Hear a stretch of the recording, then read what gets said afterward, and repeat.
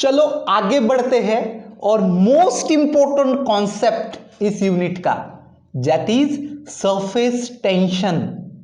क्या होता है ये सरफेस टेंशन, ये देखते हैं, है ना। देखो सरफेस टेंशन क्या होता है, एकदम सिंपल भाषा में बताया जाए तो कोई भी जो लिक्विड है, कोई भी लिक्विड, उसका जो सरफेस है ना, वो लिक्विड का सरफेस, जैसे पानी का भी सरफेस बोलो, कोई भी लिक्विड का सरफेस, कोई भी लिक्विड का जो फ्री सरफेस है वो हमेशा तनाव में रहता है ना, एक खींचे हुए मेम्ब्रेन की तरह काम करता है ना। कोई भी लिक्विड का जो सरफेस है, मान के चलो ये लिक्विड लिया आपने, ठीक है ना, तो ये लिक्विड का जो फ्री सरफेस है, ये फ्री सरफेस हमेशा हमको तनाव भरा दिखाई देता है ना। It is like stretched membrane, और उसी फिनोमिनॉन को, ये स्ट्रेच मेम्ब्रेन की तरह जो आता है, उसी फिनोमिनॉन को हम लोग बोलते हैं सरफेस टेंशन, है ना। ये आपने प्रैक्टिकली ऑब्जर्व भी किया होगा। जैसे देखो पानी के सतह पर हम तो नहीं चल सकते, पर छोटे छोटे जो कीड़े मकोड़े हैं, है ना, मुंगी माकोड़ी जला म्हणतात, है कि नहीं, छोटे छोटे कीड़े मकोड़े पानी के सतह पर चल सकते हैं। क्यों चल सकते हैं, क्यों चल सकते हैं? क्योंकि वो जो पानी का सरफेस है या फिर कोई भी लिक्विड का जो सरफेस है, वो एक खींचे हुए मेम्ब्रेन की तरह काम करता है, उसमें खिंचाव है, उसमें तनाव है, वही तनाव, है ना। कोई भी लिक्विड का जो फ्री सरफेस है उसमें एक तनाव जो रहता है, खिंचाव जो रहता है, उसको बोलते हैं हम लोग बेसिकली सरफेस टेंशन।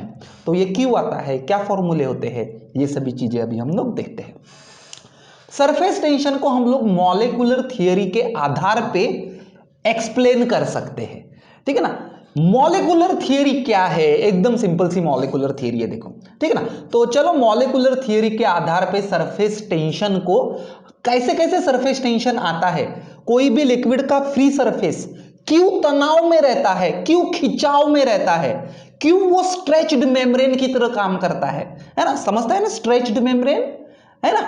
तो वो क्यों ऐसा स्ट्रेच मेम्ब्रेन की तरह काम करता है, ये हम लोग मॉलिक्यूलर थियरी के आधार पे बता सकते हैं।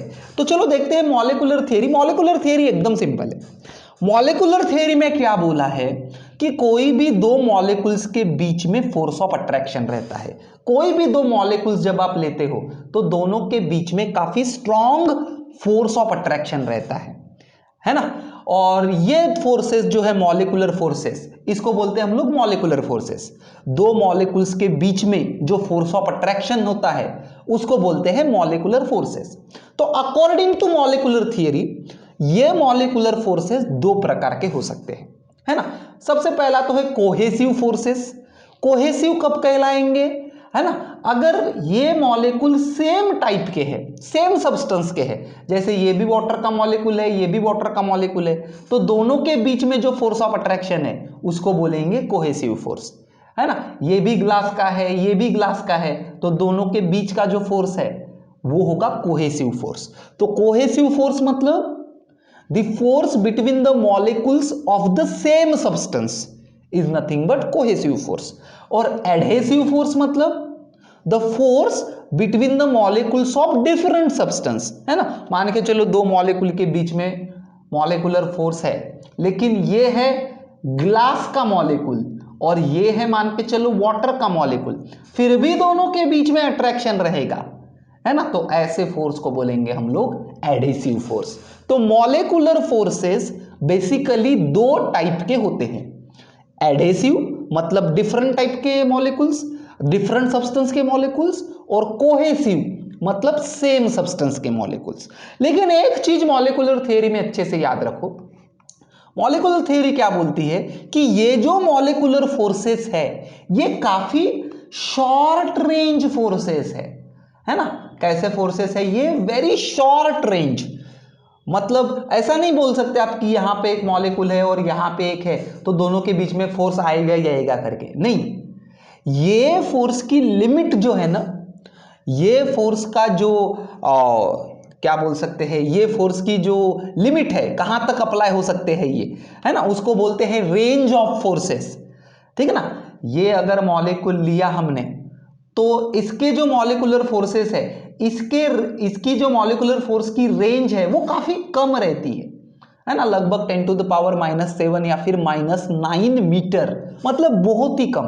तो इतने रेंज में अगर कोई दूसरा मॉलिक्यूल आया तो फिर ये मॉलिक्यूलर फोर्सेस हम लोग कंसीडर करेंगे। अदरवाइज कोई मॉलिक्यूल यहां पे है तो इन दोनों के बीच में कुछ भी फोर्स नहीं होगा, है ना, मतलब मॉलिक्यूलर फोर्स नहीं होगा। तो मॉलिक्यूलर फोर्सेस जो है ये काफी शॉर्ट रेंज फोर्स है, एकदम पास पास होने चाहिए मॉलिक्यूल्स, है ना, उसके रेंज में होना चाहिए, तब जाके ये मॉलिक्यूलर फोर्सेस पिक्चर में आते हैं, बराबर है। तो अगर ये कोई मॉलिक्यूल है तो उसकी जो रेंज है ना, 10⁻⁻7 बोलो या फिर -9, उतने रेंज में कोई दूसरा मॉलिक्यूल आना चाहिए, तब जाके ये पिक्चर में आएंगे। अदरवाइज ये मॉलिक्यूल दूसरे के ऊपर फोर्स अप्लाई नहीं करेगा, ठीक है ना। तो ये जो इसकी रेंज है, उस रेंज को पकड़ के अगर हमने उसके आजू बाजू में स्फीयर बनाए, है ना, जितने रेंज में मॉलिक्यूलर फोर्सेस आ सकते हैं, इस रेंज का पकड़ के रेडियस लेके इसको, ये मॉलिक्यूल को सेंटर लेके, है ना, ये इतने स्फीयर के अंदर कोई भी दूसरा मॉलिक्यूल आया तो इंटरमॉलिक्यूलर फोर्सेस आएंगे, है ना। तो ये जो स्फीयर है, ये जो सर्कल मैंने बनाया है, बेसिकली वो स्फीयर होगा चारों तरफ से जब आप बनाओगे, ठीक है ना। तो इतने रेंज तक कोई दूसरा मॉलिक्यूल आया तो फिर ये फोर्सेस आएंगे। तो ये जो स्फीयर या फिर सर्कल दिख रहा है आपको, इसको बोलते हैं स्फीयर ऑफ इन्फ्लुएंस, है ना, स्फीयर ऑफ इन्फ्लुएंस, ठीक है। स्फीयर ऑफ इन्फ्लुएंस मतलब वो जो पर्टिकुलर मॉलिक्यूल आप कंसीडर कर रहे हैं, है ना, उसके आजू बाजू के, है ना, ये जो मॉलिक्यूल है दूसरे मॉलिक्यूल के ऊपर फोर्स ऑफ अट्रैक्शन डालने वाला है, लेकिन कब, अगर इसके स्फीयर ऑफ इन्फ्लुएंस में कोई आता है तो। स्फीयर ऑफ इन्फ्लुएंस मतलब, है ना, उतने डिस्टेंस के अंदर कोई दूसरा मॉलिक्यूल आता है तो फिर मॉलिक्यूलर फोर्सेस आएंगे, है ना। तो मॉलिक्यूलर फोर्सेस बहुत ही शॉर्ट रेंज फोर्सेस है ना। ऐसा नहीं होता कि एक मॉलिक्यूल यहां पे एक वहां पे है तो दोनों के बीच में रहेगा, नहीं। मॉलिक्यूलर फोर्सेस आने के लिए दोनों के बीच का डिस्टेंस बहुत ही कम होना चाहिए, मतलब ये जो दूसरा दो मॉलिक्यूल्स है ना, इसके स्फीयर ऑफ इन्फ्लुएंस में दूसरा मॉलिक्यूल आना चाहिए। और इसका स्फीयर ऑफ इन्फ्लुएंस मतलब, है ना, स्फीयर ऑफ इन्फ्लुएंस मतलब क्या, कि इतने डिस्टेंस तक, है ना, उसकी जो रेंज है मॉलिक्यूलर फोर्स की रेंज जो बहुत ही छोटी है, 10⁻⁻7 या फिर 9 मीटर, है ना। तो वो पकड़ के अगर हम ये बाउंड्री बनाएं, इस मॉलिक्यूल को सेंटर लिए और उतना डिस्टेंस पकड़ के स्फीयर बनाए उसको सेंटर लेके, तो वो हो गया उसका इलाका, है ना। उसके इलाके में अगर कोई दूसरा आया तो फिर ये फोर्सेस आएंगे, ठीक है। तो इस ऐसे दो प्रकार के फोर्सेस रहते। तो चलो अभी सरफेस टेंशन समझने की कोशिश करते हैं ये मॉलिक्यूलर थ्योरी के आधार पे, ठीक है। चलो मैंने एक लिक्विड लिया, वाटर हो सकता है, केरोसिन हो सकता है, कुछ भी हो सकता है, कोई तो भी एक लिक्विड है, ठीक है ना। और ये है लिक्विड का फ्री सरफेस। और अभी जैसे मैंने डिफाइन करते समय आपको बताया कि लिक्विड का फ्री सरफेस हमेशा तनाव में रहता है, स्ट्रेच्ड मेम्ब्रेन की तरह काम करता है, तनावपूर्ण रहता है ना। और उसी को हम लोगों ने बोले सरफेस टेंशन।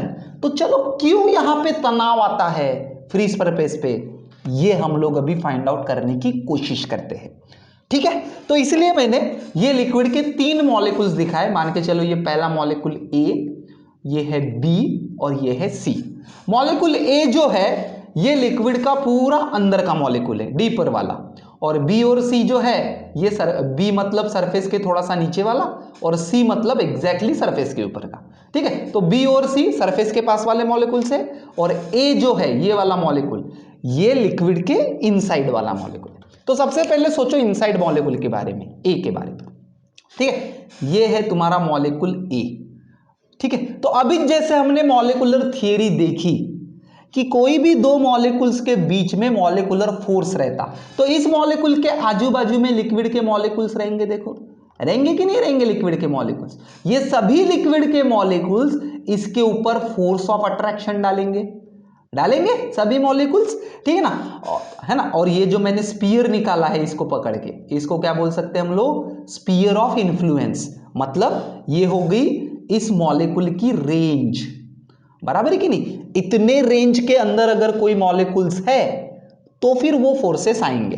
ठीक है, तो अभी ये मॉलिक्यूल अंदर होने के कारण इसके स्फीयर ऑफ इन्फ्लुएंस के अंदर, मतलब इसके रेंज के अंदर पूरे के पूरे कौन से मॉलिक्यूल्स होंगे? ये वाले लिक्विड के मॉलिक्यूल्स होंगे। वाटर लेते हैं तो वाटर के ही होंगे, है कि नहीं? तो चारों तरफ से इसके ऊपर वाटर मॉलिक्यूल्स के फोर्सेस आएंगे, लिक्विड के मॉलिक्यूल्स के। ये फोर्सेस कौन से होंगे रे? कोहेसिव होंगे कि एडहेसिव होंगे? किसको बोलते हैं cohesive forces? Cohesive force is the intermolecular force between molecules of same substance, है ना? तो ये जो मॉलिक्यूल है ये अच्छा खासा अंदर है ना, वाटर डीप इनसाइड है, मतलब इसके चारों बाजू में उसी के मॉलिक्यूल्स है, उसी लिक्विड के मॉलिक्यूल्स है। अगर ये वाटर है तो वाटर के मॉलिक्यूल्स है। मतलब ये जो सभी फोर्सेस है, these are the forces because of molecules of same substance। मतलब ये कौन से फोर्सेस हो गए? Cohesive forces. तो कहने का मतलब ये कि ये जो मॉलिक्यूल ए है उसके ऊपर चारों तरफ से कोहेसिव फोर्सेस आएंगे, है ना? अपने ही लिक्विड के मॉलिक्यूल्स की वजह से, वाटर है तो वाटर मॉलिक्यूल्स की वजह से, और चारों तरफ से, है ना, क्योंकि देखो सभी जगह पे वाटर मॉलिक्यूल्स प्रेजेंट है। ठीक है, और इसके कारण इसके ऊपर नेट फोर्स जो होगा ये मॉलिक्यूल के ऊपर, नेट फोर्स होगा 0। बराबर, नेट फोर्स 0, क्योंकि चारों तरफ से फोर्सेस आ रहे हैं तो वो कैंसिल हो जाएंगे। बराबर है, तो ये वाले मॉलिक्यूल के ऊपर नेट फोर्स होगा 0। नेट फोर्स 0 मतलब ये वाला मॉलिक्यूल मस्त मजे में है, इक्विलिब्रियम में है ना? जिसके ऊपर देखो हर जो सिस्टम है फिजिक्स के हिसाब से, हर मॉलिक्यूल, हर सिस्टम मिनिमम पोटेंशियल एनर्जी में रहना चाहती है। और मिनिमम पोटेंशियल एनर्जी कब वो अटेंड कर पाती है? अगर उसके ऊपर नेट फोर्स 0 है तो। ठीक है ना? तो अभी इसके ऊपर नेट फोर्स 0 है, मतलब इसकी पोटेंशियल एनर्जी मिनिमम है, मतलब ये अच्छा खासा इक्विलिब्रियम में है। ठीक है ना? अभी देखो इस मॉलिक्यूल के बारे में सोचो, मॉलिक्यूल बी नाम दो इसको। ठीक है ना? इसके ऊपर भी फोर्सेस आएंगे। देखो यहां पे लिक्विड के मॉलिक्यूल्स रहेंगे इसके रेंज के अंदर, ठीक है ना? लेकिन ये मॉलिक्यूल सरफेस के पास होने के कारण इसका रेंज, इसका जो स्फीयर ऑफ इन्फ्लुएंस है वो थोड़ा सा पानी के बाहर भी जा रहा है, लिक्विड के बाहर भी जा रहा है, देखो, है ना? तो ये इतने एरिया में कौन से मॉलिक्यूल्स होंगे?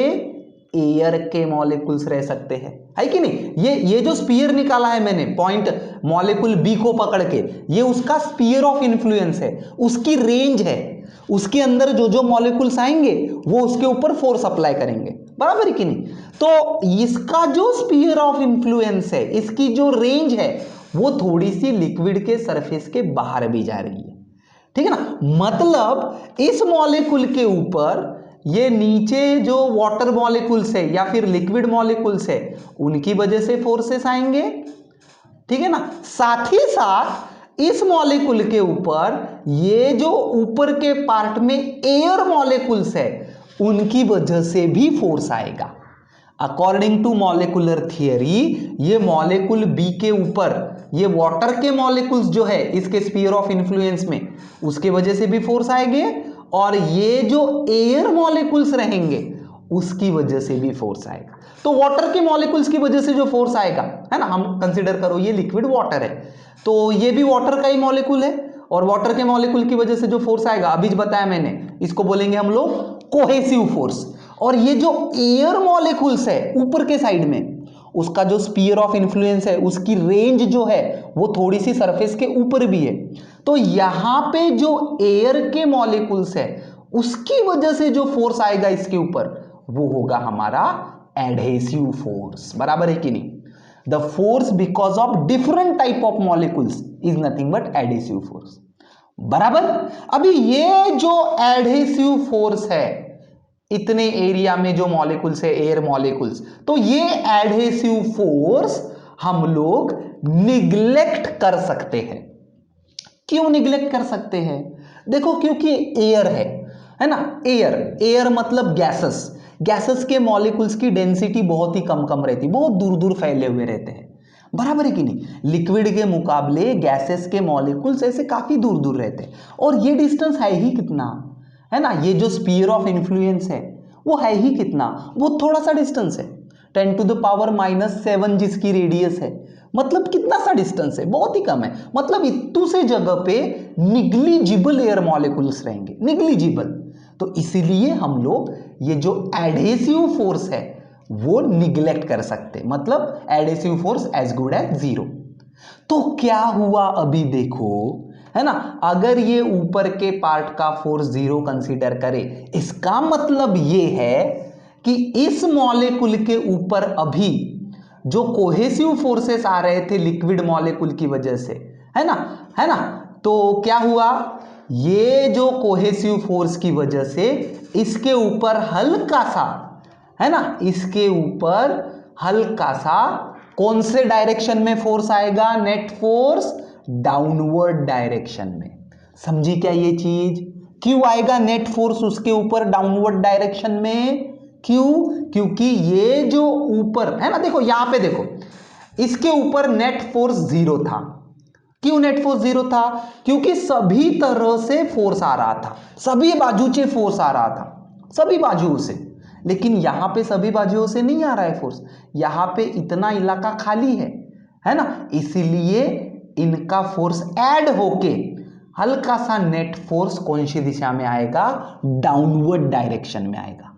सिमिलर किस्सा होगा इसके साथ भी, बराबर है कि नहीं। इसका तो देखो पूरा का पूरा आधा स्फीयर ऑफ इन्फ्लुएंस खाली है, तो इसके ऊपर तो नेट फोर्स डाउनवर्ड डायरेक्शन में इससे ज्यादा आएगा, बराबर है। तो कहने का मतलब ये कि जो भी मॉलिक्यूल सरफेस के पास रहते हैं, है ना, जो भी मॉलिक्यूल सरफेस के पास रहते हैं लगभग स्फीयर ऑफ इन्फ्लुएंस के रीजन में, तो उनके ऊपर नेट फोर्स कौन सी दिशा में रहता है, डाउनवर्ड डायरेक्शन में रहता है, लाइक दिस।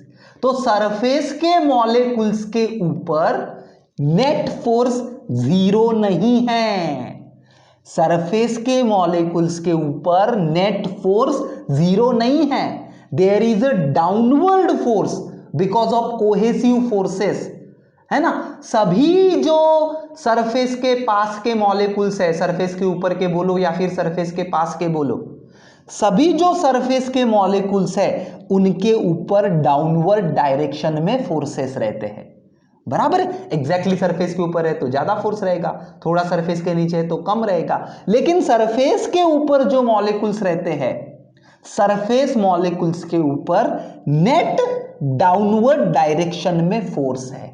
मतलब अगर ये सरफेस मॉलिक्यूल्स को रहना है अभी अपनी जगह पे, तो वो फोर्स डाउनवर्ड डायरेक्शन का फोर्स बियर करके वो बेचारे सरफेस के ऊपर है, बराबर है कि नहीं। ये जो सरफेस के मॉलिक्यूल्स है ना, उनके ऊपर डाउनवर्ड फोर्स है, लेकिन नीचे जा सकते हैं क्या वो, है ना, नीचे भी सभी मॉलिक्यूल्स ही है, कहां नीचे जा सकते, तो वो फोर्स बियर करके वो सरफेस के ऊपर रह रहे हैं, मतलब इनमें पोटेंशियल एनर्जी होती है ना।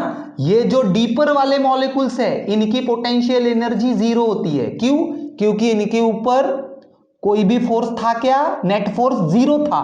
लेकिन सरफेस के मॉलिक्यूल्स का नेट फोर्स जीरो था क्या, नहीं था, इसलिए सभी जो सरफेस के मॉलिक्यूल्स है, लिक्विड सरफेस के मॉलिक्यूल्स, उनमें पोटेंशियल एनर्जी होती है ना। सीधा सा बात है, देखो लास्ट टाइम भी मैंने एक यूनिट में उदाहरण दिया था आपको कि आप ऐसे जगह पे खड़े हो और आपके ऐसे दोनों हाथ कोई तो भी दूसरा उधर खींच रहा है ना, फोर्स लगा के, लेकिन आपको अपनी जगह से हिलना नहीं है, तो आपको भी, है ना, एनर्जी लगा के, इक्वल अपोजिट फोर्स लगा के अपनी जगह पे खड़ा रहना पड़ेगा, तो आपको पोटेंशियल एनर्जी या फिर एनर्जी लगानी पड़ेगी। वैसा ही इनका किस्सा है कि ये वाले मॉलिक्यूल्स के ऊपर, जो भी सरफेस के मॉलिक्यूल्स है, उनके ऊपर नेट डाउनवर्ड फोर्स आ रहा है ना, लेकिन उसको बेयर करते हुए, उसको सहते हुए उनको सरफेस के ऊपर रहना है, मतलब उनमें पोटेंशियल एनर्जी होगी।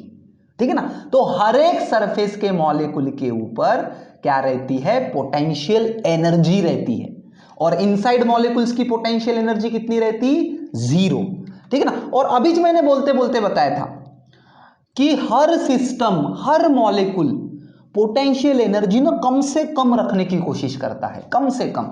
तो ये भी बेचारे सरफेस के मॉलिक्यूल्स पोटेंशियल एनर्जी कम से कम रखने की कोशिश करेंगे, है ना। अभी वो पोटेंशियल एनर्जी तो है उनमें, ठीक है ना, तो वो कम से कम करने की कोशिश करेंगे, इसीलिए वो ऐसे स्ट्रेच हो जाता है ना। इसीलिए कोई भी लिक्विड का सरफेस जो है पोटेंशियल एनर्जी मिनिमम रखने के लिए खुद को ऐसा सरफेस को सिकुड़ने लगता है ना, स्ट्रेच मेम्ब्रेन की तरह काम करने लगता है।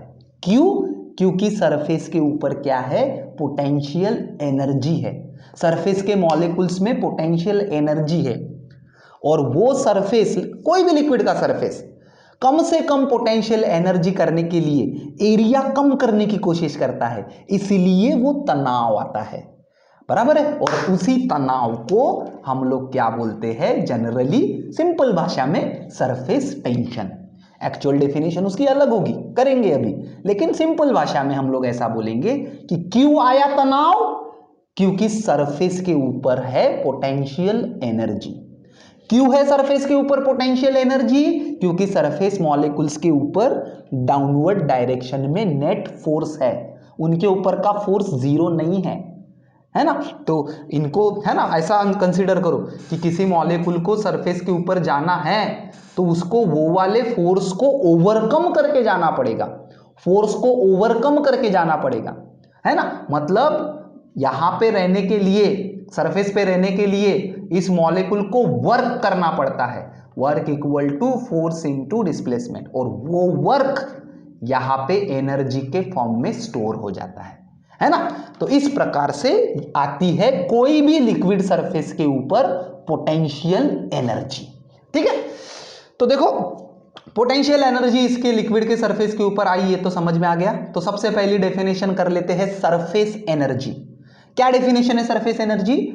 The potential energy per unit area of the surface film is known as surface energy, है ना। इतना तो मैंने अभी बताया मॉलिक्यूलर थियरी के आधार पे कि कोई भी लिक्विड का सरफेस आप कंसीडर करते हैं तो लिक्विड सरफेस में है पोटेंशियल एनर्जी। कहां से आई, क्यों आई, अभी एक्सप्लेन किया, ठीक है। तो ये जो सरफेस की पोटेंशियल एनर्जी है पर यूनिट एरिया, इसको बोलेंगे हम लोग सरफेस एनर्जी, ठीक है ना। Potential energy of the surface of the liquid, the potential energy per unit area of the surface of the liquid, या फिर सरफेस फिल्म, है ना। सरफेस फिल्म मतलब कोई भी लिक्विड का surface, that is nothing but surface energy, ठीक है ना। तो मान के चलो इसका जो एरिया है वो अगर ए है, ये वाले सरफेस का एरिया, है ना, ये पूरा लिक्विड है मान के चलो, और इसका जो ओपन सरफेस है ये वाला है, उसका एरिया है ए, और पोटेंशियल एनर्जी मान के चलो है उसकी यू, है ना। पूरे सरफेस के मॉलिक्यूल्स की पोटेंशियल एनर्जी मिला के ये हो जाएगी सरफेस की पोटेंशियल एनर्जी यू। तो surface energy will be defined as U by A. U मतलब सरफेस की पोटेंशियल एनर्जी, ए मतलब इस, ये जो लिक्विड का सरफेस है उसका टोटल एरिया। तो क्या यूनिट होगा इसका? यू मतलब है पोटेंशियल एनर्जी, पोटेंशियल एनर्जी मतलब जूल, और एरिया मतलब मीटर स्क्वायर। तो सरफेस एनर्जी का यूनिट होगा जूल पर मीटर स्क्वायर, ठीक है। तो ये होगी डेफिनेशन। चलो अभी सरफेस टेंशन को भी डिफाइन कर लेते हैं, ठीक है ना। देखो सरफेस टेंशन जनरल भाषा में क्या होता है समझने के लिए ये तो मैंने बता दिया आपको, है ना। क्योंकि कोई भी लिक्विड के सरफेस में खिंचाव रहता है, तनाव रहता है। क्यों? क्योंकि सरफेस के ऊपर है पोटेंशियल एनर्जी, और कोई भी जो सिस्टम है, फिजिक्स का नियम है, हर सिस्टम पोटेंशियल एनर्जी कम से कम रखना चाहती है। तो ये सरफेस भी ना पोटेंशियल एनर्जी कम से कम रखना चाहता है। तो कम से कम कैसे करेगा वो? उसका जो सरफेस है वो सिकुड़ने की कोशिश करता है ना। एरिया कम करेगा तो पोटेंशियल एनर्जी कम होगी ना, जाहिर सी बात है। तो इसीलिए वो ऐसा खिंचाव लाके कम करने की कोशिश करता है, और इसीलिए सरफेस के ऊपर आता है तनाव, ठीक है। तो मान के चलो मैं इस सरफेस के ऊपर ऐसी एक लाइन मार दूं, कोई भी एक लाइन मार दूं, तो सरफेस टेंशन की वजह से ये जो तनाव है उसकी वजह से मुझको ऐसे फोर्सेस मिलेंगे। मिलेंगे कि नहीं मिलेंगे, है ना। तनाव, तनाव आता है मतलब क्या, स्ट्रेच, है ना। कोई भी चीज को स्ट्रेच करते हैं मतलब क्या करते हैं, दोनों तरफ से फोर्सेस आते हैं। तो अगर मैं सरफेस के ऊपर ऐसी कोई भी लाइन डाल दूं तो सरफेस टेंशन की वजह से, मतलब वो तनाव की वजह से आपको ऐसे फोर्सेस मिलेंगे। मिलेंगे उस लाइन को परपेंडिकुलर ऐसे दोनों साइड में।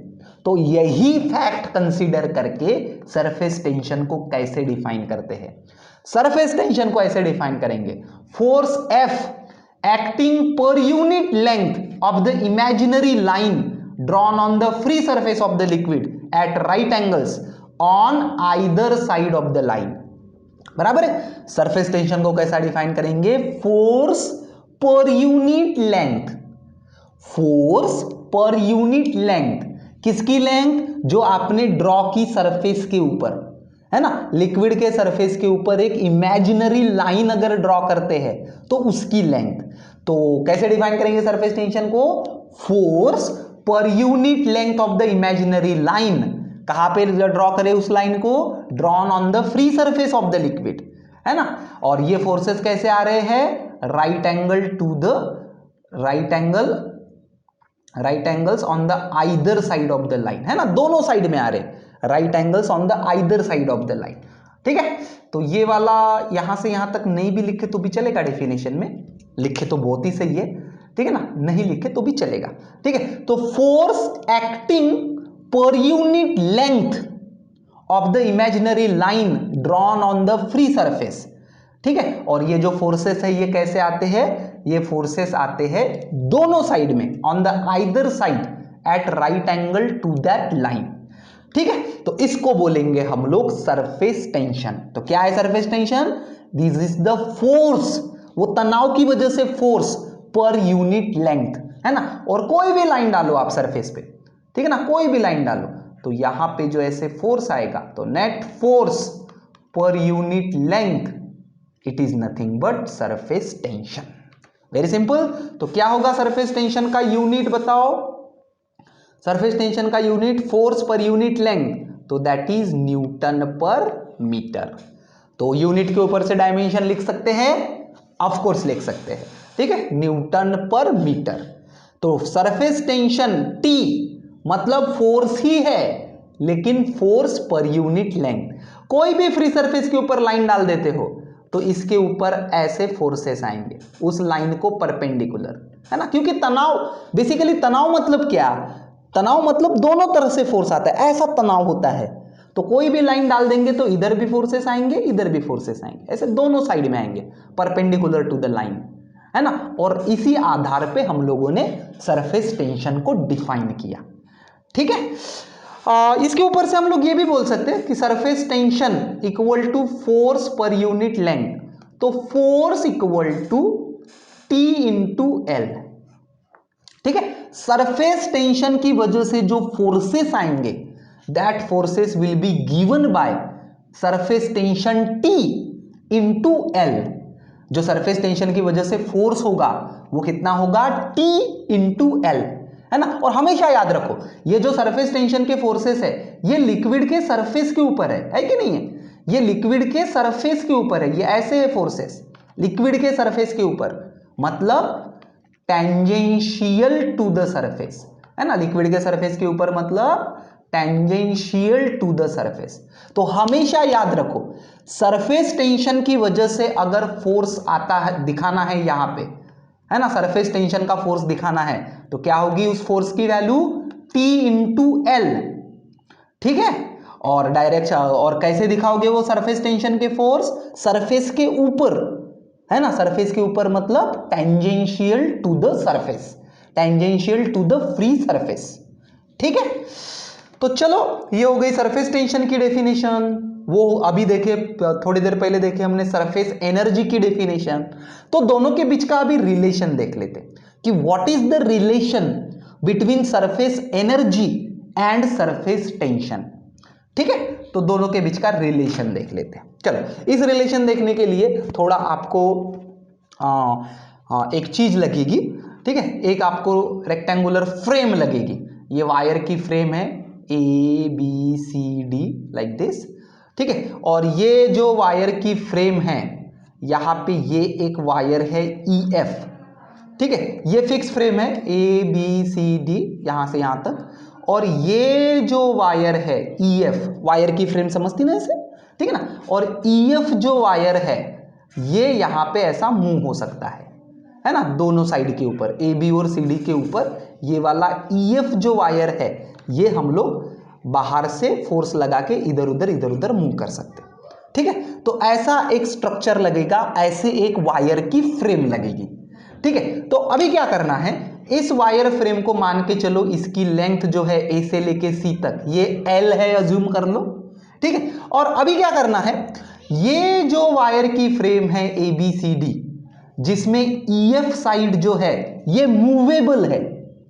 ठीक है ना, बाहर से ऐसा इसको मूव कर सकते।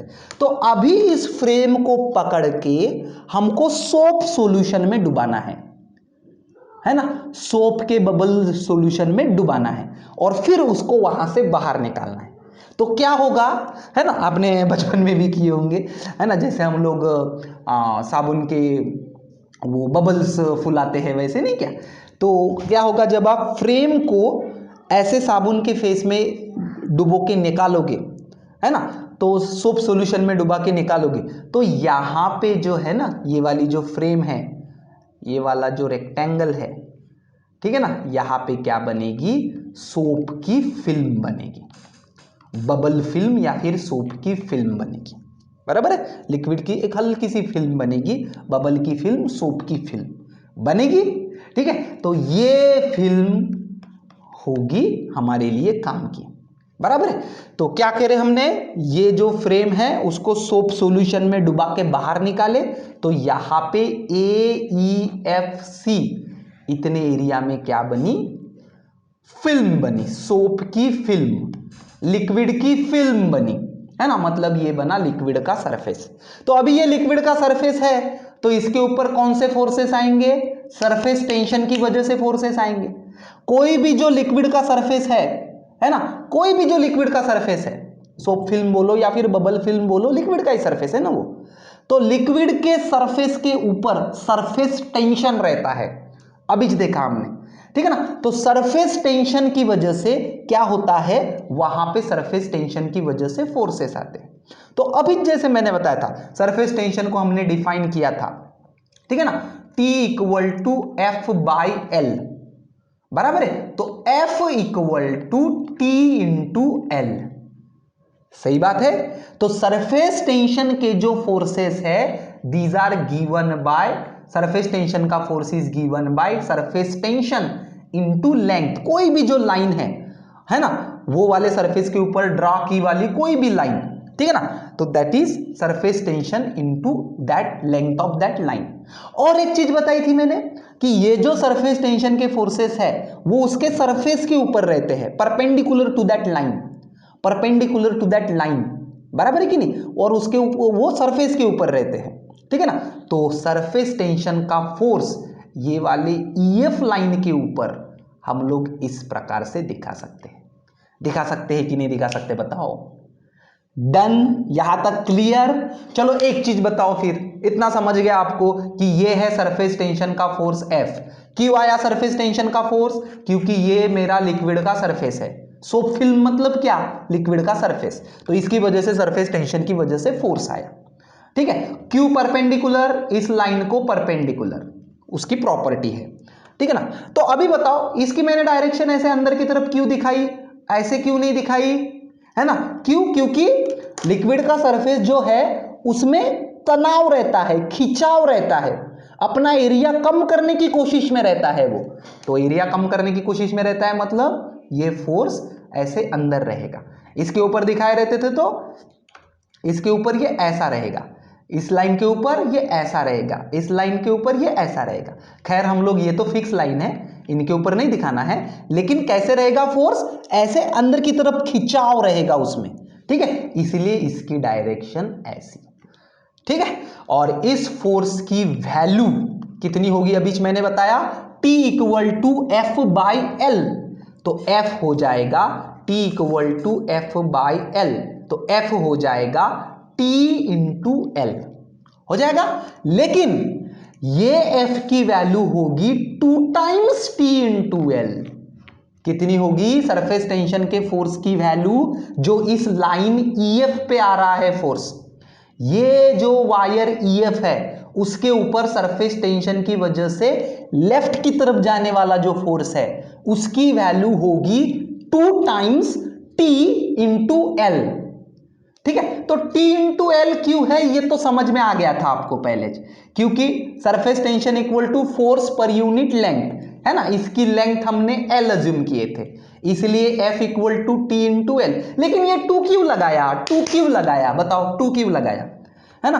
ध्यान से देखो क्या अज्यूम किए थे हमने कि ये वाला जो AEFC ये जो लिक्विड सरफेस है वो हमने ऐसा सोप सॉल्यूशन में डुबा के ऐसे बाहर निकाले थे।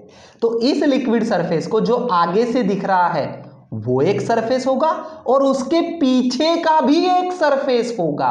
हमेशा याद रखो, बबल बोलो या फिर ऐसी थिन फिल्म बोलो, उसको आगे का और पीछे का 2 सरफेस रहेंगे ना।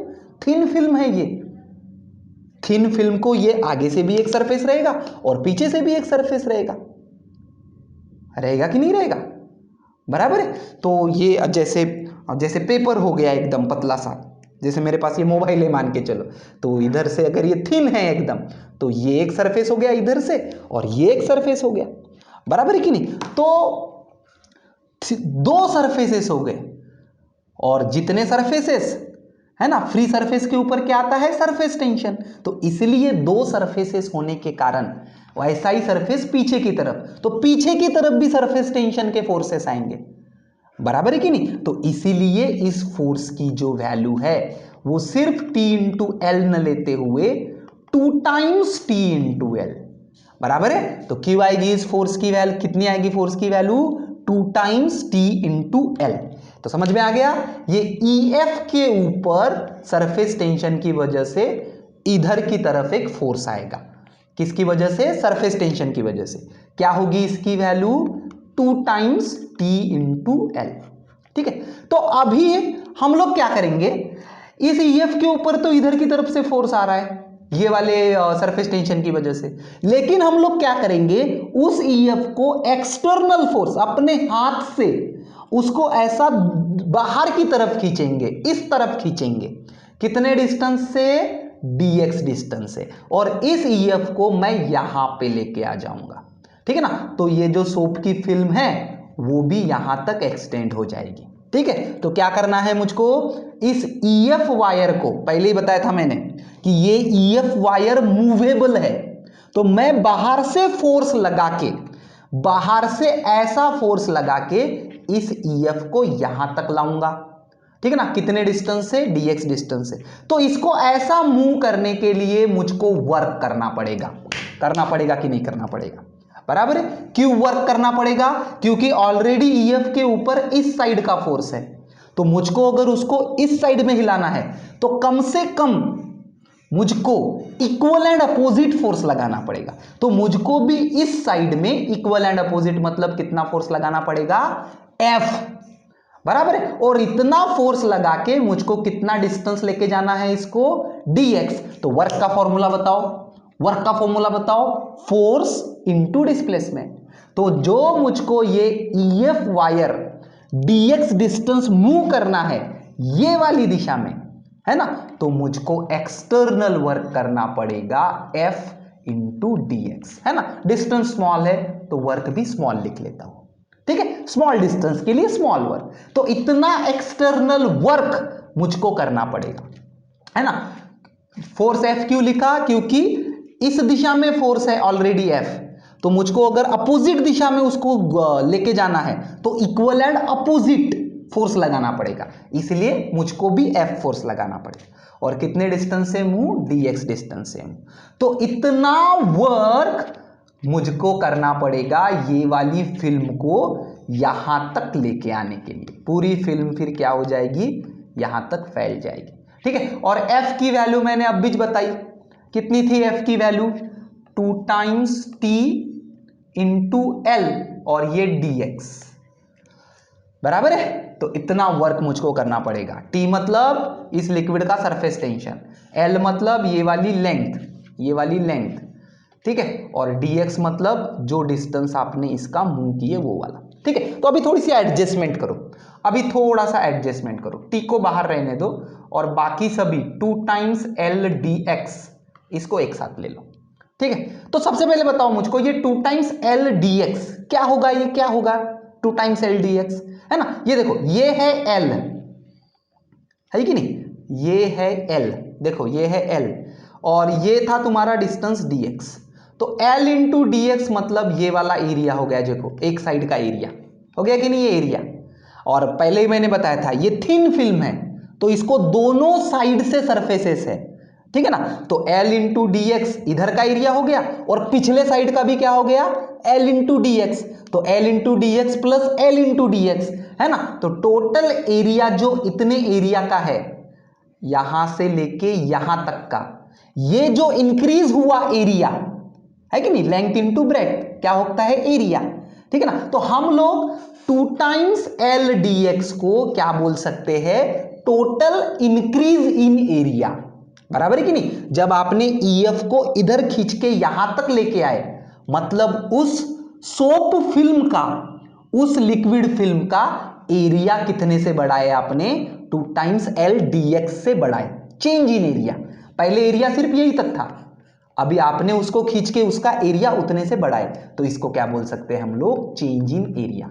और ये change in area 2 times L D x क्यों आया समझा, L into D x length into breadth एक साइड का एरिया, सिमिलरली पिछले साइड का भी, इसलिए 2 टाइम्स। तो ये हो गया टी इंटू डी ए, बराबर है, डी ए मतलब चेंज इन एरिया।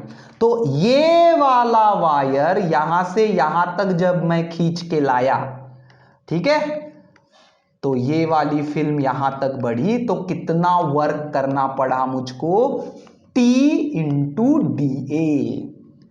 टी मतलब सरफेस टेंशन, DA मतलब ये जो जितना एरिया आपने बढ़ाए उसको खींच के वो इतना एरिया, ये वाला जो मैंने पेन से निकाला है, ठीक है।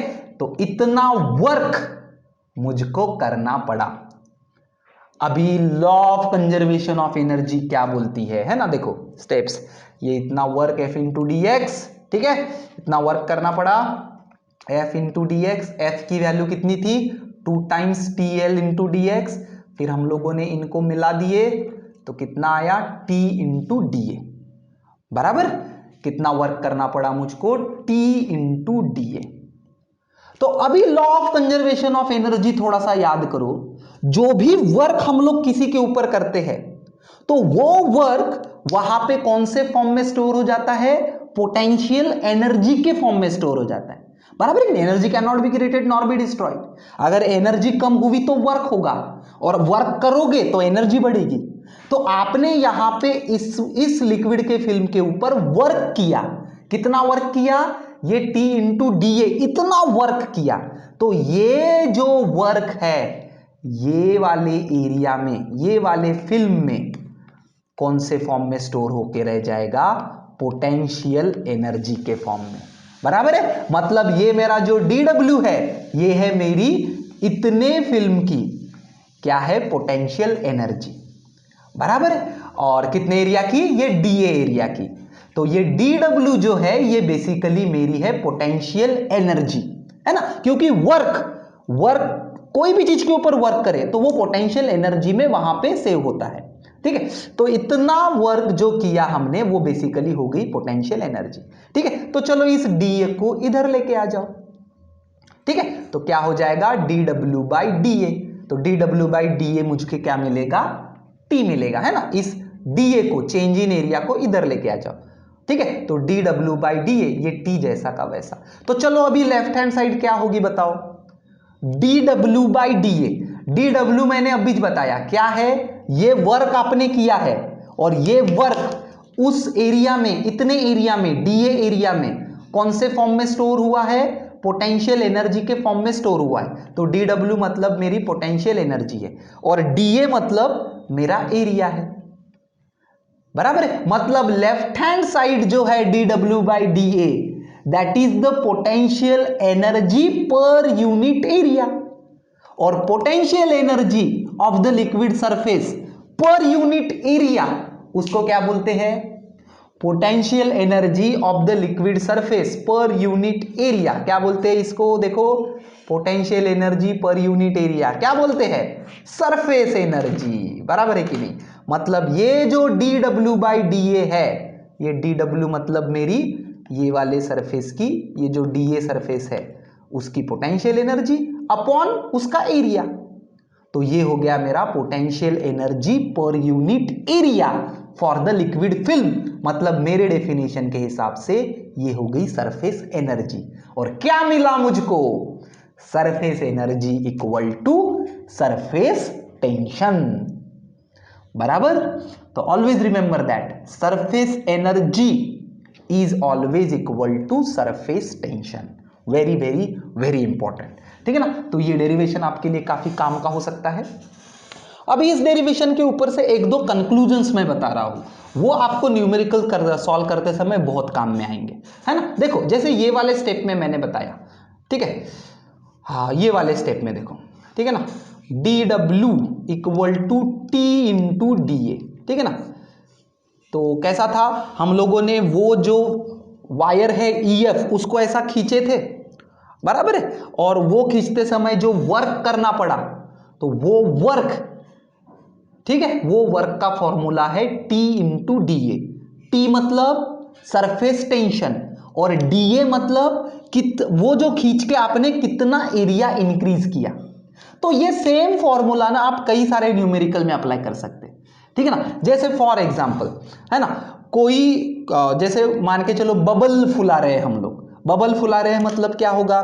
बबल फुला रहे हैं मतलब उसका एरिया बढ़ाते बढ़ाते जा रहे हैं, है ना? तो कितना एरिया बढ़ाते जा रहे हैं? DA। और उस बबल का, उस सोप फिल्म का सरफेस टेंशन पता है, तो कितना वर्क करना पड़ेगा, तो उसके लिए आप ये फॉर्मूला लगा सकते हैं, ठीक है ना? The total work equal to surface tension into change in area. तो ऐसे टाइप के क्वेश्चंस में जहां पे आपको पूछा है कि उस फिल्म का एरिया आपने बढ़ाना है यहां से यहां तक, ठीक है ना, तो कितना वर्क करना पड़ेगा, तो ऐसे टाइप के क्वेश्चन में आप ये फॉर्मूला सीधा लगा सकते हैं। वर्क इक्वल टू DW या फिर वर्क, DW क्यों लिखा है यहां पे? क्योंकि मेरा डिस्टेंस स्मॉल था इसलिए।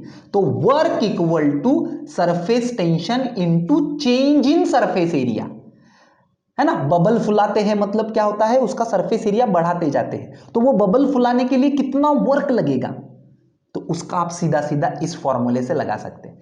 चेंज इन एरिया मतलब कितने एरिया, सरफेस एरिया से चेंज करें, है ना? एरिया मतलब कौन सा? सरफेस एरिया, ठीक है? पहले कुछ तो भी सरफेस एरिया था, फिर उसका सरफेस एरिया इतना हुआ, तो सरफेस एरिया में चेंज हुआ, तो वो चेंज करने के लिए कितना वर्क करना पड़ा। ऐसे क्वेश्चंस में आप ये फॉर्मूला सीधा अप्लाई कर सकते हैं। DW या फिर work equal to surface tension into change in area, ठीक है? और दूसरे टाइप के भी क्वेश्चन हो सकते हैं। देखो, मैंने आपको बताया था कि ये जो वर्क हम लोग करते हैं ये बेसिकली सरफेस में एनर्जी की तरह स्टोर हो जाता है। कौन सी एनर्जी? Potential energy. तो अगर मैं इसको एनर्जी लिखता हूं, है ना, तो सरफेस टेंशन इज T और चेंज इन एरिया की जगह सिर्फ A लिखता हूं मैं, क्योंकि वो जो वर्क हो चुका वो अभी उस सरफेस में एनर्जी की तरह स्टोर हुआ, ठीक है ना? तो ये भी आप फॉर्मूला याद रख सकते हैं। अगर किसी क्वेश्चन में सरफेस की एनर्जी है, सरफेस की एनर्जी, है ना, किसी क्वेश्चन में आपको लिक्विड के सरफेस की टोटल एनर्जी पूछी है ना, एनर्जी पर यूनिट एरिया नहीं पूछा है, सिर्फ एनर्जी पूछी है, पोटेंशियल एनर्जी, तो उस समय आप ये फॉर्मूला अप्लाई कर सकते हैं। सेम फॉर्मूला है, सिर्फ उसको याद रखने के लिए आपको अलग तरीके से बताया, है ना? इसको आप कभी वर्क भी बोल सकते हैं, इसको आप कभी एनर्जी भी बोल सकते हैं। तो energy equal to surface tension into the area of free surface, है ना, जो भी लिक्विड का सरफेस है उसका एरिया। तो इससे आपको उस सरफेस की, उस लिक्विड सरफेस की एनर्जी मिल जाएगी। क्यों ऐसा लॉजिक क्यों लगाया मैंने? क्योंकि मैंने आपको पढ़ाते पढ़ाते अभी बताया था कि जो वर्क हम लोग करते हैं वो वर्क अल्टीमेटली कौन से फॉर्म में स्टोर हो जाता है सरफेस में? एनर्जी के फॉर्म में, पोटेंशियल एनर्जी के फॉर्म में। तो इसीलिए इस वर्क को हम लोग एनर्जी लिख के T इंटू एरिया ऐसा भी याद रख सकते हैं। ठीक है, तो अगर किसी क्वेश्चन में पूछा है कि इतना इतना सरफेस एरिया है, तो उस सरफेस की, है ना, उस लिक्विड सरफेस की टोटल एनर्जी निकालो। Energy, energy per unit area नहीं, एनर्जी। तो उस समय आप लोग ये फॉर्मूला यूज कर सकते हैं। ठीक है, तो चलो कुछ न्यूमेरिकल सॉल्व करते हैं। Calculate the work done in blowing a soap bubble. देखो अभी बताया मैंने, सोप बबल को फुलाना है आपको।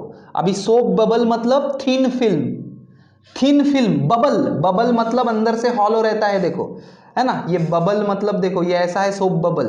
तो इसका बाहर का एक सरफेस हो गया और उसके अंदर का एक सरफेस हो गया। अंदर से पूरा हॉलो है, ये अंदर हवा है, बराबर है। तो जब आपको सोप बबल का क्वेश्चन आता है तो कितने सरफेसेस लेने पड़ेंगे? 2 सरफेसेस, 2 टाइम्स। जैसा हमने ये फिल्म लिया था, है ना, ये आगे का एक सरफेस और पीछे का एक सरफेस। तो थिन फिल्म अगर रहती है तो सरफेसेस 2 हो जाते हैं। तो बबल में भी कितने सरफेसेस हो जाएंगे? 2 सरफेसेस हो जाएंगे, है ना, एक अंदर का सरफेस और एक बाहर का सरफेस।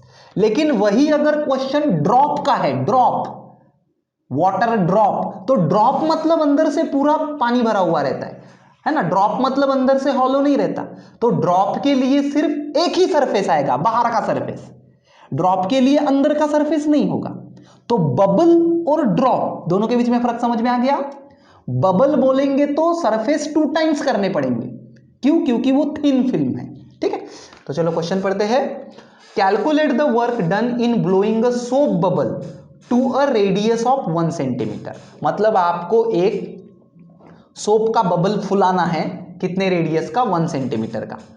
सरफेस टेंशन आपको दिया है, और मैंने अभी फॉर्मूला बताया था कि ऐसे टाइप के अगर क्वेश्चन है कि सरफेस एरिया यहां से यहां तक लेके जाना है, फिलहाल इसको 0 से फुलाना है। मतलब सरफेस एरिया पहले का A1 था 0, 0 से उसको फुलाते हुए जाना है। तो बाद का सरफेस एरिया यहां तक बनाना है ताकि उसकी रेडियस कितनी हो सके? 1 सेंटीमीटर। तो ये जो चेंज इन एरिया होगा, है ना, तो वो चेंज इन एरिया करने के लिए कितना वर्क करना पड़ता है? Calculate the work done. तो इसका फॉर्मूला मैंने अभी बताया था। क्या था फॉर्मूला? है ना, work done equal to surface tension into change in area आएगा। ठीक है, तो सरफेस टेंशन क्वेश्चन में ऑलरेडी दिया है, आपको बस चेंज इन एरिया निकालना है, चेंज इन सरफेस एरिया। ठीक है, तो चलो चेंज इन सरफेस एरिया निकालते हैं। पहले तो 0 था, 0 से फुलाना चालू किए, तो पहले A1 तो था 0, फिर ये बबल फुलते फुलते कितने रेडियस तक आया? मान के चलो R रेडियस तक आया। R की वैल्यू दी है कितनी? 1 सेंटीमीटर। 1 सेंटीमीटर मतलब 10 टू द पावर -2 मीटर, बराबर है कि नहीं? 100 से डिवाइड। ठीक है, तो चलो अभी फाइनल एरिया कितना हो गया बताओ? स्पीयर का एरिया, बबल, बबल मतलब स्पीयर, तो स्पीयर का सरफेस एरिया कितना रहता? स्पीयर का सरफेस एरिया 4πr²। वॉल्यूम कितना रहता? 4/3πr³। वॉल्यूम नहीं चाहिए हमको, एरिया चाहिए, उस स्पीयर का सरफेस एरिया चाहिए। तो कितना रहता स्पीयर का सरफेस एरिया? 4πr²। लेकिन मैं इसको कर दूंगा डबल। क्यों? अभी बताया मैंने, बबल है, बबल, बबल है मतलब 2 सरफेसेस है उसके, है ना, तो इसलिए ये डबल, मतलब ये हो जाएगा 8πr²। तो कितने का चेंज हुआ? पहले 0 और फाइनल एरिया है 8πr², तो 8πr² - 0, change in area is 8πr²। ठीक है, तो चेंज इन एरिया मिल गया, सरफेस टेंशन भी है। ठीक है, तो वैल्यूज पुट करो अभी। ठीक है, चेंज इन एरिया निकाल लेते हैं पहले। तो 8 पाई की वैल्यू 3.14 और R उसकी रेडियस दी है 10 टू द पावर -2। ठीक है, तो मेरे ख्याल से लॉगबुक की भी आवश्यकता नहीं, 10 टू द पावर -2 का स्क्वायर 10 टू द पावर -4, और ये मल्टीप्लीकेशन आप ओरली कर सकते। तो इतना हो गया चेंज इन एरिया। तो बस अभी वर्क निकालना है, और वर्क का फॉर्मूला मैंने पहले ही बता चुका हूं। ठीक है ना, T into change in area. ठीक है, तो चलो रखो T into change in area. ये T है इतना और चेंज इन एरिया है इतना। ठीक है, मेरे ख्याल से लॉग बुक की कोई आवश्यकता नहीं लगेगी यहाँ पे। ठीक है, ये मल्टीप्लीकेशन आप ध्यान से ओरली कर सकते हैं, 10 टू द पावर -2 -4 -6 हो जाएगा, और यहाँ से एक डेसिमल एडजस्ट करके -5। ठीक है, तो आंसर आएगा 6.275। इतना वर्क हमको करना पड़ेगा। ठीक है, तो बबल वाले क्वेश्चन जम जाएंगे। वेरी गुड, तो चलो आगे बढ़ते हैं, अगला क्वेश्चन देखते हैं। द टोटल एनर्जी, अभी एनर्जी पर यूनिट एरिया नहीं बोला है, total energy of the free surface of liquid drop और बबल। ड्रॉप मतलब पूरा अंदर से भरा हुआ पानी से मान के चलो, मतलब इसके लिए फ्री सरफेस एक ही होगा 4πr², लेकिन बबल मतलब 4πr² प्लस 4πr² अंदर का भी एक। ठीक है ना, तो यहां पे लिक्विड ड्रॉप है, तो total energy of the free surface of the drop bubble is 2π times surface tension of the liquid. ठीक है ना, what is the diameter of the drop, diameter पूछा है, डायमीटर मतलब 2 टाइम्स रेडियस। कोई भी सर्कल या फिर स्फीयर का डायमीटर मतलब क्या, 2 टाइम्स रेडियस। तो जब आप रेडियस निकाल पाओगे तो डायमीटर मतलब 2 टाइम्स कर देना उसको, आपको आराम से आंसर मिल जाएगा। ठीक है, तो आपको क्या दिया है, टोटल एनर्जी दी है, ये वाले फ्री सरफेस की टोटल एनर्जी। तो अभी मैंने डेरिवेशन करते समय आपको बार बार बताया कि ये वाले फॉर्मूले को आप अलग अलग तरीके से याद रख सकते हो। इस dw को हम लोग क्या बोले थे, एनर्जी भी बोले थे। तो energy equal to T into area, बराबर है कि नहीं। जो वर्क हम लोग करते हैं वो एनर्जी के फॉर्म में ही तो स्टोर होता है, तो energy is surface tension into उस सरफेस का एरिया। तो चलो ये वाला फॉर्मूला लगाओ यहां पे, है ना। तो total energy E equal to surface tension into area, बराबर है। तो total energy of the free surface of the liquid कितनी दी है, total energy 2π times surface tension. तो ये एनर्जी दी है 2π टाइम्स सरफेस टेंशन। ठीक है, इसलिए सरफेस टेंशन की वैल्यू नहीं दी है यहां पे, है ना। सरफेस टेंशन क्या हो जाता है, कैंसिल हो जाता है। ठीक है, और एरिया कितना लिखना पड़ेगा, एरिया है ना, लिक्विड का ड्रॉप मतलब स्फीयर। ठीक है, और ड्रॉप तो एक ही सरफेस, उसको 2 टाइम्स मत करना, तो एरिया आ जाएगा 4πr²। ठीक है, टी कैंसल, पाई कैंसल, बराबर है। तो ये 4 इधर लेके आ जाओ, ये हो जाएगा 2/4 इक्वल टू r²। ठीक है, तो r² हो जाएगा 1/2, जम गया 1/2। तो r हो जाएगा 1/√2, बराबर है। r कितना हो जाएगा हमारा 1/√2। ठीक है, ये अभी सॉल्व करके बताया आपको मैंने। E equal to T into A, T 4πr²। ठीक है ना, ठीक है। तो E 2πt, टी कैंसल, पाई कैंसल, ये 4 गया, तो r की वैल्यू आई 1/√2 मीटर। हमको रेडियस नहीं निकालने को बोला है, हमको डायमीटर, तो डायमीटर इज 2 टाइम्स r, मतलब 2 इंटू 1/√2। ठीक है, तो 2/√2 मतलब √2 मीटर हो जाएगा। √2 की वैल्यू आपको याद होनी चाहिए। देखो ये स्टैंडर्ड जो स्क्वायर रूट्स है ना, उसकी वैल्यू याद रख लो। √2 1.41, √3 1.73, ये वैल्यूज याद रख लो, तो ये आ जाएगा आंसर आपका 1.41। ठीक है, चलो और एक क्वेश्चन देख लेते हैं। 8 ड्रॉपलेट्स मतलब छोटे छोटे ड्रॉप्स। देखो फिर से ड्रॉप है, हाँ बबल नहीं है। ड्रॉप्स मतलब ये छोटे छोटे पानी की बूंदे। तो 8 droplets each of radius 0.2 mm, ये जो हर एक ड्रॉपलेट है छोटा छोटा, उसकी रेडियस दी है। तो ये ऐसे 8 ड्रॉपलेट सिंगल ड्रॉप में क्या हो गए, तब्दील हो गए।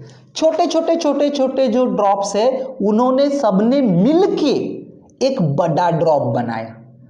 तो क्वेश्चन में बोला है कि find the decrease in surface area. ठीक है ना, तो इसको तो सॉल्व करेंगे, लेकिन पहले ये समझते हैं कि ऐसे क्वेश्चन में क्या आपको याद रखना है। पहली चीज वो मैं आपको बता देता हूं। अगर ऐसा बोला है क्वेश्चन में कि छोटे छोटे ड्रॉपलेट्स एक साथ मिलके कोएलेस होके, कोएलेस होना मतलब एक साथ मिल जाना, तो ऐसे छोटे छोटे ड्रॉप्स एक साथ मिलके बड़ा ड्रॉप बनाए। या फिर ऐसा भी हो सकता है कि बड़ा ड्रॉप ब्रेकडाउन होके छोटे छोटे ड्रॉपलेट्स मिले, ऐसा भी क्वेश्चन में हो सकता है। तो ऐसे टाइप के क्वेश्चन में एक चीज याद रखो कि इनिशियल वॉल्यूम और फाइनल वॉल्यूम सेम रहेगा, रहेगा कि नहीं रहेगा? सेम है ना। देखो आप 1 लीटर पानी लेते हो, 1 लीटर, उसको आप बॉटल में भरते हो या फिर ऐसे 2-4 ग्लासेस में भरते हो, है ना। लेकिन फाइनली 2-4 ग्लासेस में भरो या फिर बॉटल में भरो, 1 लीटर का पानी है तो 1 लीटर ही रहेगा, वॉल्यूम उसका सेम रहेगा, है ना। तो ये लॉजिक हमेशा याद रखना है यहाँ पे। तो अज्यूम करो कि n ड्रॉपलेट्स है, ये मिलके एक बड़ा ड्रॉप बनाए, या फिर उल्टा भी याद रखो कि एक बड़ा ड्रॉप है, ये ब्रेक होके n ड्रॉपलेट्स में ब्रेक हो गया, छोटे छोटे बूंदों में, कितने? n में, है ना। क्वेश्चन में n की वैल्यू 8 दी है, 8 ड्रॉपलेट्स बोले हैं क्वेश्चन में, लेकिन मैं आपको जनरल फॉर्मूला याद रखाने के लिए n कंसीडर कर रहा हूं कि अज्यूम करो n ड्रॉपलेट्स एक साथ मिलके बड़ा बनाए, ठीक है। तो हर एक छोटे ड्रॉप की रेडियस मान के चलो स्मॉल r है, ठीक है ना। हर एक छोटे ड्रॉप की स्मॉल r है, स्मॉल r है, ठीक है। और बड़े ड्रॉप की रेडियस मान के चलो कैपिटल R है। तो ऐसे केस में हमको स्मॉल r और कैपिटल R ये दोनों के बीच का रिलेशन सबसे पहले याद रखना है।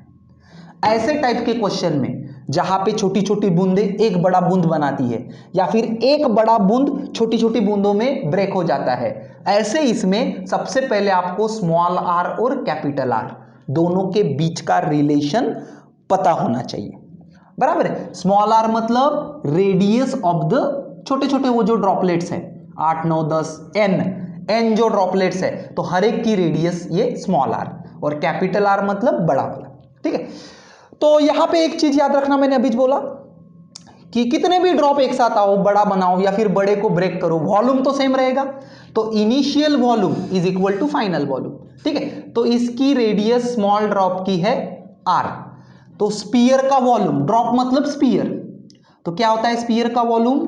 4/3 पाई r क्यूब, ठीक है। तो ये एक छोटे ड्रॉप का वॉल्यूम हो जाएगा 4/3 पाई r क्यूब, ये एक छोटे ड्रॉप का। तो ऐसे n अगर छोटे छोटे ड्रॉप्स है तो टोटल वॉल्यूम हो जाएगा n into 4/3 pi small r cube, बराबर। ये जो n छोटे छोटे ड्रॉप्स है, इन सभी का मिलके वॉल्यूम हो जाएगा इतना।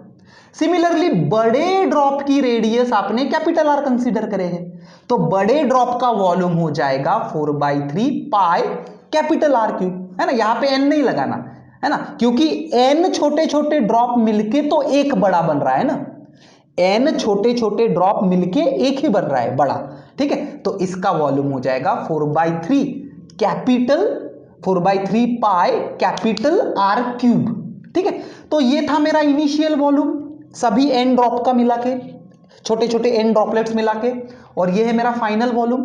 या फिर उल्टा भी हो सकता है, ये है मेरा ये अगर ब्रेक हुआ है ना, तो ये मेरा इनिशियल, ये फाइनल, ठीक है, वॉट एवर।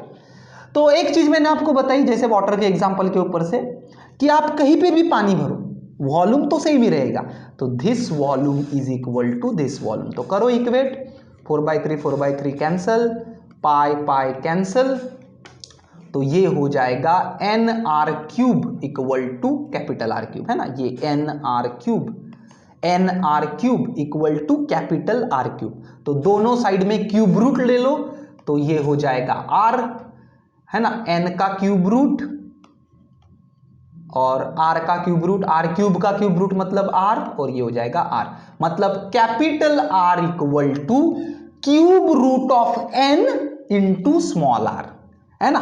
कैपिटल R मतलब क्या है? Radius of the big drop. Small r मतलब क्या है? Radius of the small drops. हर एक जो स्मॉल ड्रॉप है उसकी रेडियस है स्मॉल r, ठीक है। तो ये रिलेशन आपको याद रखना है। कौन से टाइप के क्वेश्चन में? अगर n ड्रॉप्स, छोटे छोटे ड्रॉप्स मिलके एक ड्रॉप बनाए बड़ा वाला, या फिर बड़ा वाला ड्रॉप ब्रेक होके छोटे छोटे बन गए, है ना, तो ऐसे केस में ये रिलेशन आपको याद रखना है। Capital R is always equal to cube root of n into small r. ठीक है, खैर यहां पे क्या दिया है हमको, 8 छोटे छोटे ड्रॉप मिलके एक बनाए, मतलब हमको कैपिटल आर चाहिए है। ठीक है ना, कोई कोई क्वेश्चन में उल्टा भी हो सकता है, तो यहां पे स्मॉल आर अगर चाहिए तो capital R by cube root of n, लेकिन फॉर्मूला सेम।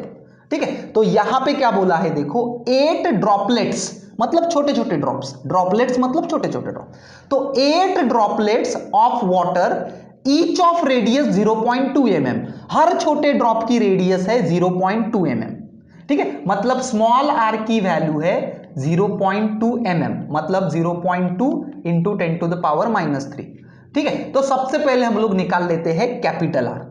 ठीक है ना, they coalesce into the single drop, single बड़ा ड्रॉप, तो पहले इसकी कैपिटल आर निकाल लेते हैं। चलो, capital R equal to like this, है ना। नंबर ऑफ ड्रॉप्स कितने दिए हैं, 8, हर क्वेश्चन में अलग अलग हो सकता है, यहां पे 8 दिया है और स्मॉल आर दिया है इतना।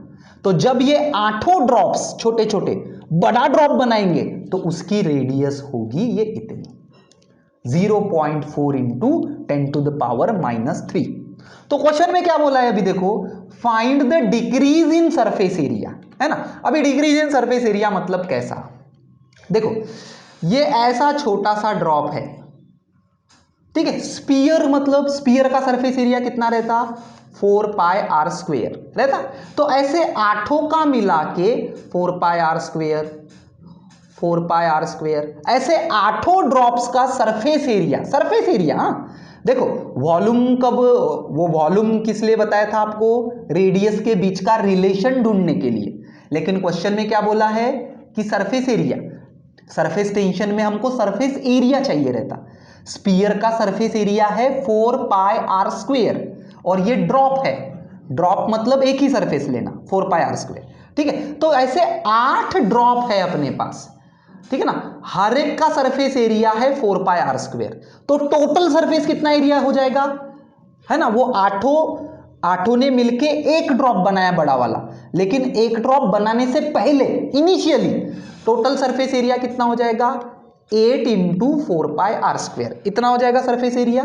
ठीक है ना, देखो 8 इंटू 4 पाई आर स्क्वेयर, ठीक है ना, 8 का मिला के।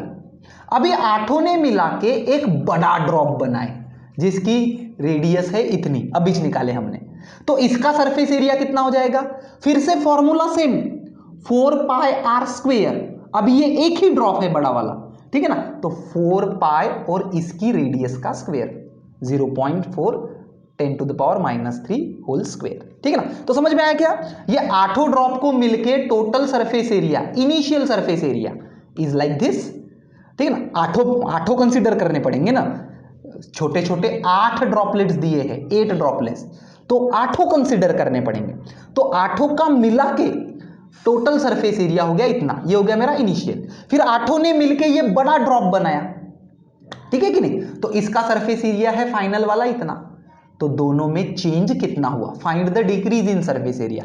क्वेश्चन में बोला है कि सरफेस एरिया डिक्रीज हुआ, है ना, और देखो जब ऐसे छोटे छोटे ड्रॉप बड़ा ड्रॉप बनाते हैं ना, तो सरफेस एरिया डिक्रीज होना ही है, क्योंकि वो 8 के अलग अलग सरफेस एरिया रहते हैं, फिर वो 8 जब एक साथ आते हैं, है ना, तो सरफेस एरिया डिक्रीज होता ही है। ठीक है, तो ये A1 डिक्रीज होता है, ठीक है ना, तो डिक्रीज मतलब कितना, ये है इनिशियल, ये है फाइनल, तो A1 माइनस A2, ये हो जाएगा मेरा आंसर, ये है मेरा A1, ये है मेरा A2। ठीक है, तो A1 माइनस A2 करो, ठीक है, बहुत सारी चीजें कॉमन निकलेगी, 4 पाई कॉमन निकलेगा। ठीक है, यहाँ पे 8 into 0.2 10 to the power -3 square minus ये 0.4, ठीक है, A1 minus A2, log book की भी आवश्यकता नहीं पड़ेगी मेरे ख्याल से। ठीक है ना, यहाँ पे 10 टू द पावर -3 का स्क्वेयर 10 टू द पावर -6, ये भी 10 टू द पावर -6, ये कॉमन निकाल लो इधर से। ठीक है, और ये 0.2 इंटू 8 0.4, ठीक है, तो यहाँ पे ऐसा कर सकते हैं, ये 0.2 को हम लोग 2 इंटू 10 टू द पावर -4 लिख सकते, और इसको 4 इंटू 10 टू द पावर -4, तो यहाँ पे 10 टू द पावर -4 का square 10 to the power -8, similarly इसका भी 10 टू द पावर -8, ये बाहर निकल जाएगा। ठीक है, ये हो जाएगा 2 का स्क्वेयर 4, ये हो जाएगा 4 का स्क्वेयर, ठीक है ना, तो 4 का स्क्वायर कितना हो जाएगा 16, ठीक है, और ये 2 के स्क्वायर के साथ मल्टीप्लाई बाय 8 भी है, तो ये हो जाएगा 32 माइनस 16, ठीक है। तो ये आंसर लेके इधर से मल्टीप्लाई करके आप फाइनल आंसर आराम से निकाल सकते हैं, ठीक है। तो ये वाले पेज नंबर्स बराबर से देख लेना।